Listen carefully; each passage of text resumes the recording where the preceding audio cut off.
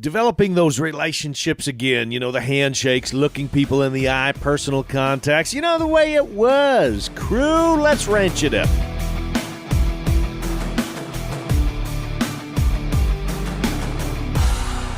Good day, everyone, and thanks for riding with us on this all-new episode of the Ranch It Up Radio Show. I'm Jeff Tigger Erhardt.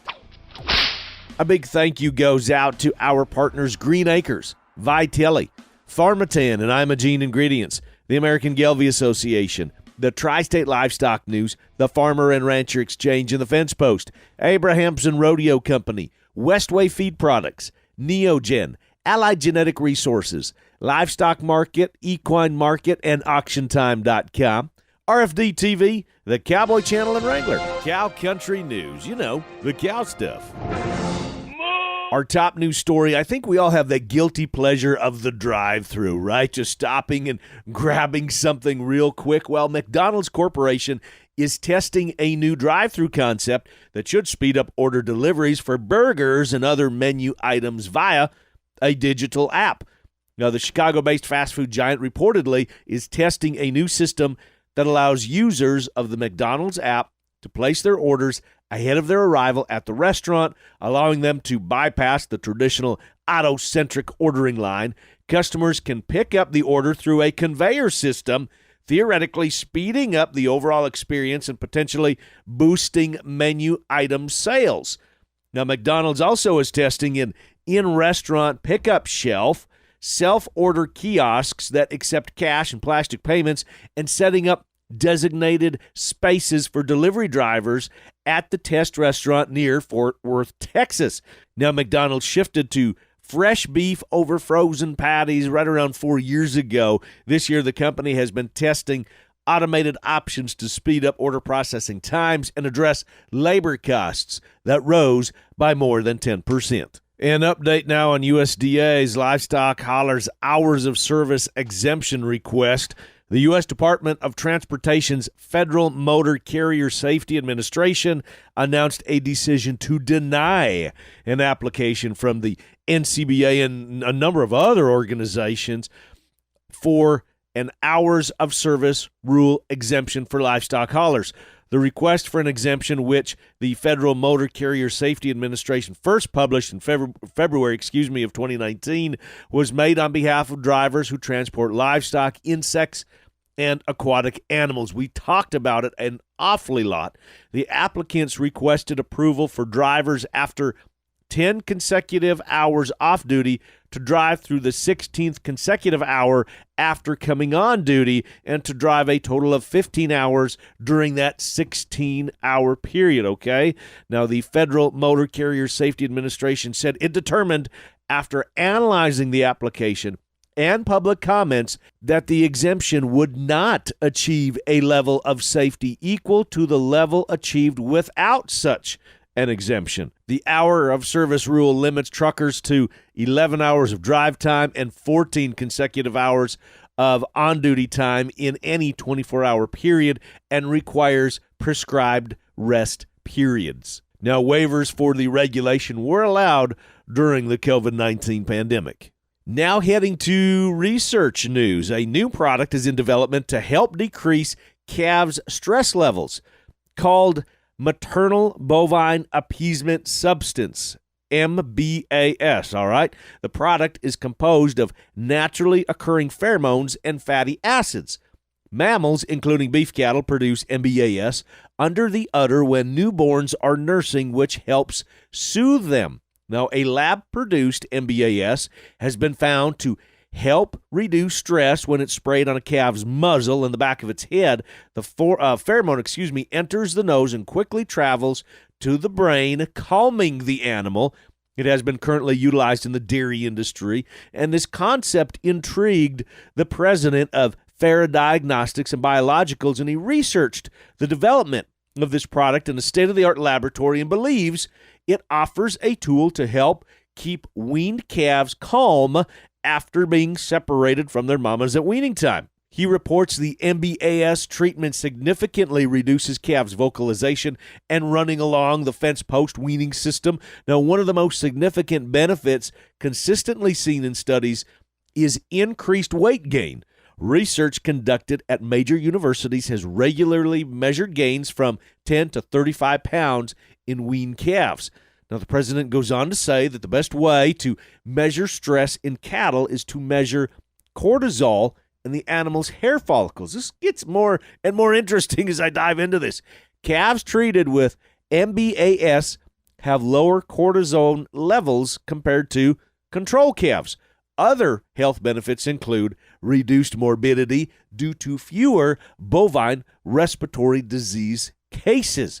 Now, the product that they have been testing does not have a beef withholding requirement and has no known side effects at this time. I told you this story gets more and more interesting as we, as I say, dive down the rabbit hole.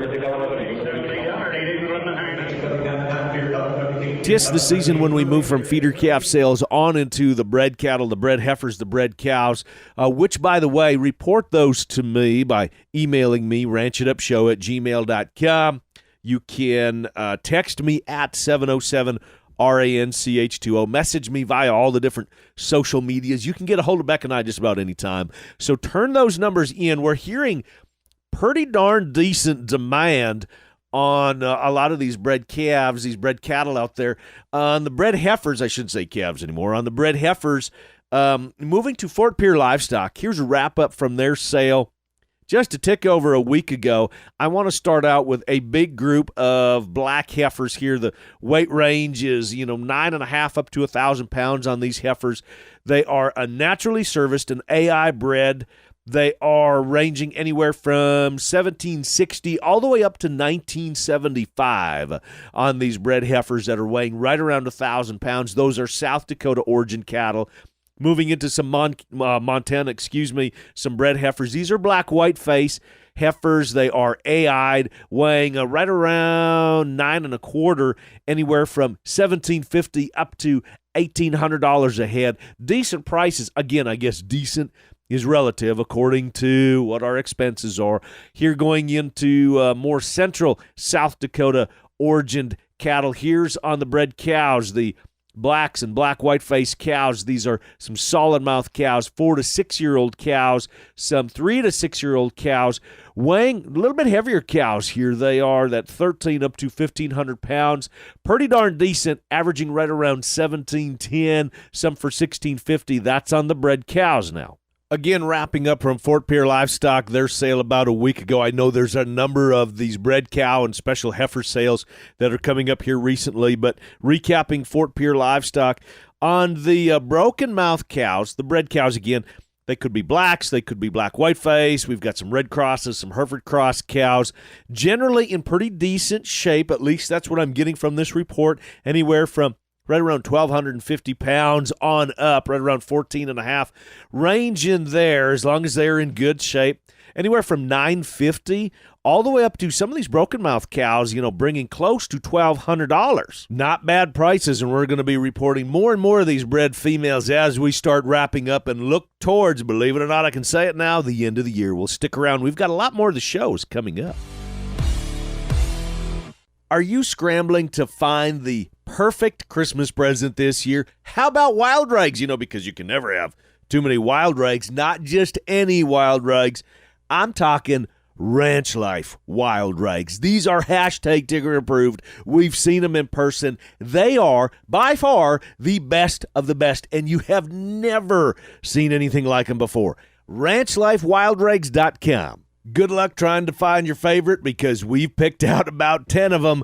RanchLifeWildRags.com. Neogen, the partner you need. Some of our best products and improvements come from producers. And if they've got an idea on maybe how we can help, we'd like to hear what they have to say. Contact us directly. Go to neogen.com. We're more than happy to help. Neogen, the partner you now have. We've talked about Pharmatan and its success over the past several years, usually encouraging you to feed it in the diet 90 days pre-calving. Now here's Paul Mitchell with how we're using Pharmatan both pre and post-weaning in our calves. A lot of guys are using the Pharmatan both for coccidia control and then excellent to help with that transition to solid feed and seeing their weights really hold up as they put cattle through their weaning ration and to a higher energy diet. Head to imageneingredients.com.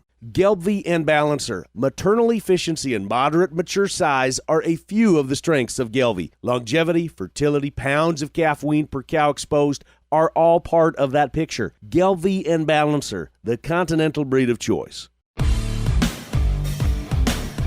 Crew, you're listening to the Ranch It Up Radio Show. You can reach out anytime by giving us a call at 707-726-2420. That is 707-RANCH20, 707-RANCH20. You can fire us an email, ranchitupshow@gmail.com. You can send us a message via just about any of these social media apps. We're prowling around all the time. You can get a hold of us all the time, crew, and please be patient. This time of year, we get a lot of correspondence, so we're making sure we get back to everybody on a timely basis. If we don't, just fire me another message and say, hey, a reminder on that one. Got a treat for you all today. Heading to Hattiesburg, Mississippi, and it is home of little brother Seth Maxey. I say he's my little brother. Seth has become a very good, close friend of ours, a very trusted friend. And Seth is an entrepreneur and a visionary just like we are. He's a go-getter, gets after things. He's in the cattle business. He's in the horse business. He's in the promotion business. He's a professional rodeo announcer. He is an entrepreneur and a visionary and is not afraid to stretch, if you will, to open up that door, to uncover that rock. Now, in our conversation that we had the opportunity just recently when we were in Vegas together at the PRCA convention, sharing ideas like we do several times, especially when we get together, bounce ideas off of each other. And we really started to take a step back, and we were discussing how technology may be changing in terms of how we're using it, and how I was throwing the question at Seth and saying, Seth, do you think that more and more of us, especially in this ag industry, in this ranching business, that we are craving personal relationships again? That we want to do business one-on-one, that we would like to not get rid of technology by any stretch of the imagination, but we would like to go back to having those personal relationships and to bring these things all the way back home. To me, it makes all the sense in the world. I know there's a lot to digest there. One thing I want to talk about in Mississippi is there's been a high demand for homegrown beef. Okay, so there's been numerous processing plants that's never been in existence. That's one thing we liked in Mississippi was a lot of people who could process live cattle or hogs or anything of that nature. So I grew up and we've only had 2 processors in the whole state that we could access. So now we have 4 in our part of the world that are just making out like gangbusters on the deal because everybody wants to, shop local now, which I know is a big trend in any business, but especially the livestock part of it. So there's 2 or 3 meat processors around us now, and that's, you're talking about the political part. That's been the biggest thing, is getting those approved for the state through the USDA. Oh, right. Yeah. So, man, there's a lot to unpack what you just said. You can connect to the producers because, like, you have a friendly face. They're actually homegrown beef. Talking about having a sentimental value with the animals, you're having a sentimental value with the people. Because I actually grew up with these people who are actually producing these processing plants. I actually grew up showing livestock with these people, and I never saw them owning a processing plant, but that keeps it all personal and has a sentimental value with that. So I know these cows these guys have raised, so I know what the beef is. I know what they do to them. I know where it comes pasture to plate type of scenario, and like that's been a huge market since COVID is homegrown products, pasture to plate, and I know these folks personally, and they're actually doing really well. So do you think that in your part of the country that the consumer in general, and we know that consumers in general, let me back up even more, is that yes, they want to know where their food is produced. And yes, they want to, I would say for the most part, most people want it local. I mean, they want to know that they are helping a family in their community, something like that. So do you think that has been even more, that there has been this push and this desire that if this is something we're feeding our families, we want to know that it's something that's, in your situation, raised in Mississippi. It's raised just down the road. So our Commissioner of Agriculture, he had a big campaign as hashtag Genuine Mississippi. So that's been a huge deal. And we talked about this earlier, was the technology era we live in has, really taken present over everything. So people are getting kind of tired and burned out on that. So they want to, dial it back down. Let's shop local. I love that, by the way. I think we all do. Yeah, so, you kind of have to take a step back from the mass marketing of the deal. But these processing plants are having their butcher shops and, all the, storefront businesses now. And they are just killing the meat market at the big producers like your Walmarts and your Costco's, your things like that. So there's a line of people out the door trying to buy these consumer products that know where they come from. There's a story behind it. Everybody loves the story. And that's one thing that's just been a huge boom in our part of the world now is the shop local trend. That's the thing about being east of the Mississippi. Everything takes a little longer to get there. But it's coming back and it's benefiting agriculture better than it ever has. So do you think that those jobs, that the way that the world is just, I'm not going to say coming full circle, but the world is just changing, that we're not necessarily getting away from technology, but we're going back to relationship selling, that we're going back to a handshake, looking people in the eyeball, doing that sort of thing, where even some of those careers and some of those jobs are sought after. Look at how many universities are teaching how to butcher. They're teaching processing of animals. They're encouraging this in a lot of their animal science and animal husbandry classes, is going back to some of those maybe a little more labor-intensive jobs, but things that we need, in my opinion, because it's come back to its relationship selling. So talking about the labor, I am a shameless plug here for Mike Rowe. He is a huge... Hey, I was going to say the same thing. Dude, Mike Rowe, I love his content, and he is a advocate for anything work-related. Dirty Jobs is coming back out, so I'm like, okay, pretty excited about that. But... Not a sponsor yet. Yeah. Mike, are you listening? But his vocabulary is just outstanding. But you're talking about labor-intensive work. Yes, it is, but it's rewarding. You can put your brand behind it. You can put your brand on it. And it's all about building the brand. It's just like what we're doing out here and working, and what I'm doing with all my stuff now is you got to build a brand, and you have to be different, and you got to be willing to take the chance to do it. But finding the labor, we can't find no help. With the help we find ain't no good. Well, there's people out there that want to do it. You just got to take the time to find them. And the thing is there's not enough stress on developing a working class American. And that's saying everybody's technology. Well, I always joke around is I have 2 nephews. One of them's going to be a bridge builder. One of them's going to design the bridge. That's just their 2 personalities. But you got to have both of them to make this wheel go around. Yes, sir. Hey, thanks so much, little brother. Seth Maxey. I'm going to have more with Seth on a special entrepreneur episode that is actually coming up next year. But Seth, I think, proves a tremendous point. It doesn't matter if we're east of the Mississippi, west of the Mississippi, if we are east of the mountain range, west of the mountain range, north, south, it doesn't matter. Now is the time to engage in conversations, right? I think so many of us are very thirsty for that personal interaction again, to visiting with somebody on the phone, to shaking those hands, looking somebody in the eye, and coming up with solutions, making those decisions, and talking about what works and what doesn't work. And that's exactly the example that Seth and I were trying to do for y'all a little bit right here. And so good to hear from Seth one more time. Now, crew, stick around. We've got a lot more. The Ranch It Up Radio Show is coming up right after the break, including the number. So stick around. We will be right back. You're looking at those calves and you're seeing all the hard work pay off. Vaccinations and herd health and management, genetics, marketing, and nutrition. Keep nutrition simple with Westway Feed products. You can count on Westway. WestwayFeed.com.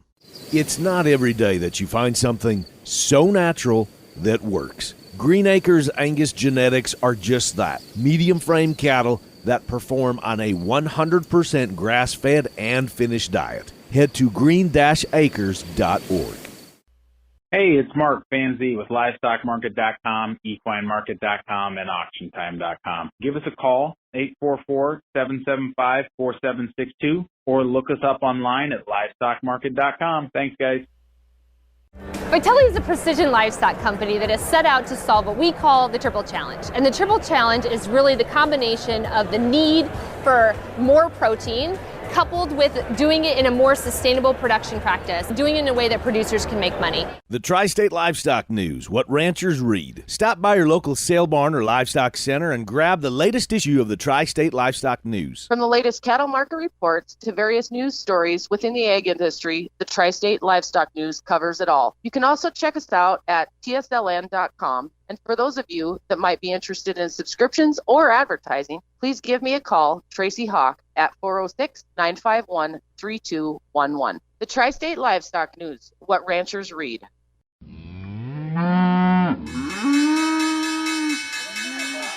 Welcome back, everyone, and thanks for hanging with us. Kirk Donsbach, StoneX Financial Incorporated. Kirk, number time. What do you got for us? All right, Tigger, we'll just jump right into it. As of Friday, December 2nd, January feeders closed 182.42.5, up $3.75 on the week. So a very nice week for feeders.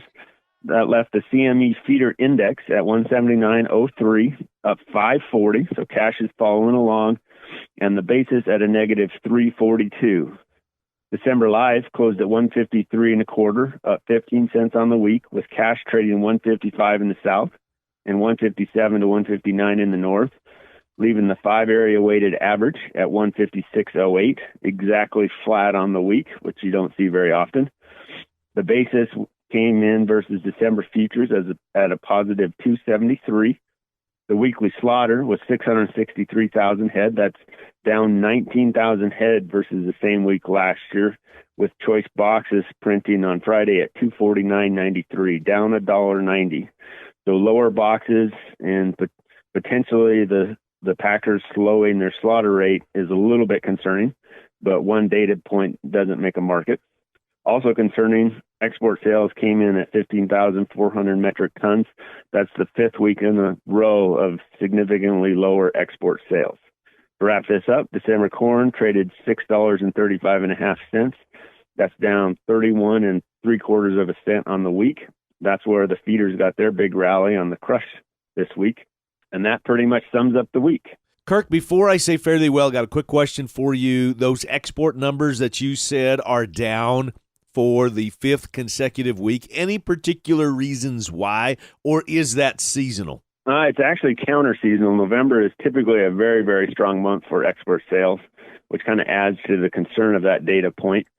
I think largely you've got two things going on. You've got global recession concerns, and you've got price insensitivity.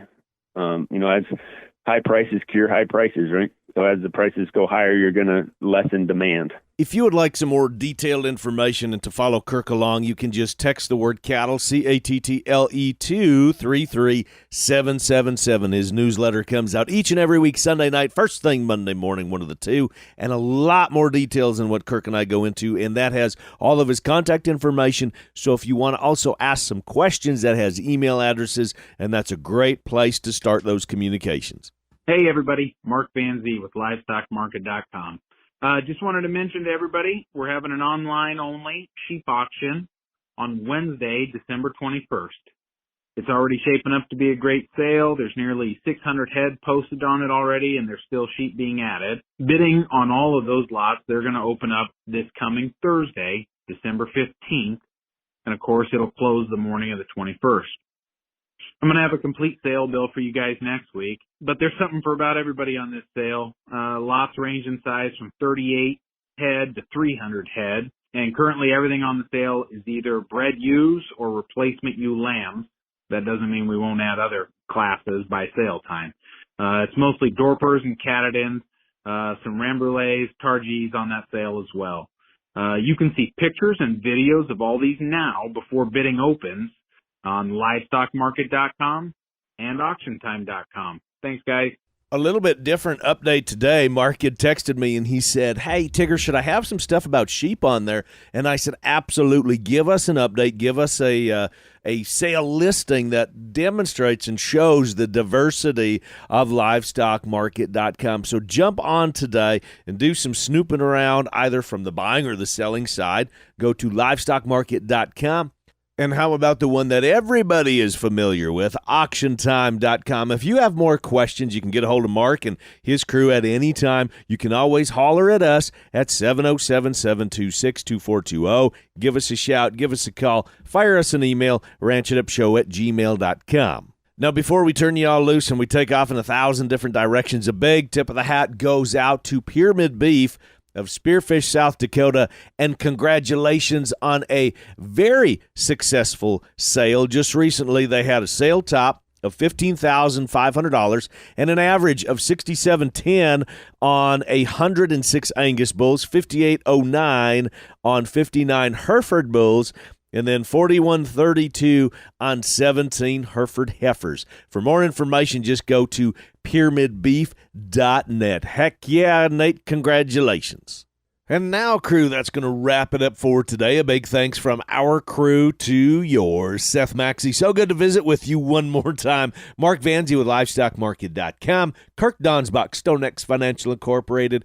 And will the Boss Lady ever be back? Yeah, she will. A big thanks to our partners, Green Acres, Vitelli, Pharmaten and Imogene Ingredients, the American Gelbvieh Association, the Tri-State Livestock News, the Farmer and Rancher Exchange, and the Fence Post, Abrahamson Rodeo Company, Westway Feed Products, Neogen, Allied Genetic Resources, Livestock Market, Equine Market, and AuctionTime.com, RFD TV, the Cowboy Channel, and Wrangler. And crew, so glad y'all came with us one more time as we ranch it up. Be sure to follow and like us on Facebook at Ranch It Up Show. Our email is ranchitupshow@gmail.com. You can call, you can text me 24/7 if that works easier for y'all. The number is 707-726-2420. It's 707-RANCH, RANCH 20. Text me anytime, crew. Spread the good word and join us again next week where it's always Tigger approved.